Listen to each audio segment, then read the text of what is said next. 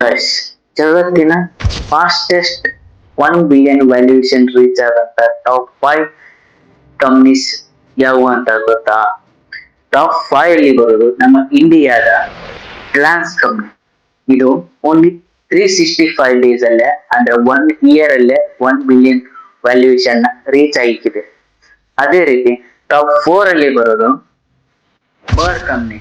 ಇದು ಕೂಡ 270 ಡೇಸ್ ಅಲ್ಲೇ 1 ಬಿಲಿಯನ್ ವ್ಯಾಲ್ಯೂಯೇಷನ್ ರೀಚ್ ಆಗಿದೆ. ಟಾಪ್ 3 ಅಲ್ಲಿ Jet.com.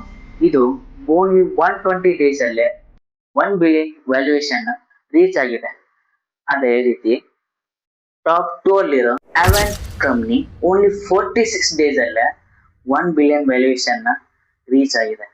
ಅದೇ ರೀತಿ world's fastest number 1 company Cursor. ಇದು 30 ಡೇಸ್ ಅಲ್ಲೇ ಅಂದ್ರೆ 1 ಮಂತ್ ಅಲ್ಲೇ 1 ಬಿಲಿಯನ್ ವ್ಯಾಲ್ಯೂಯೇಷನ್ ರೀಚ್ ಆಗಿದೆ ಗೈಸ್. ಈ ವಿಡಿಯೋ ನಿಮ್ಗೆ ಇಷ್ಟ ಆದ್ರೆ ಈ ಪೇಜ್ ಅನ್ನ ಫಾಲೋ ಮಾಡ್ಕೊಳ್ಳಿ.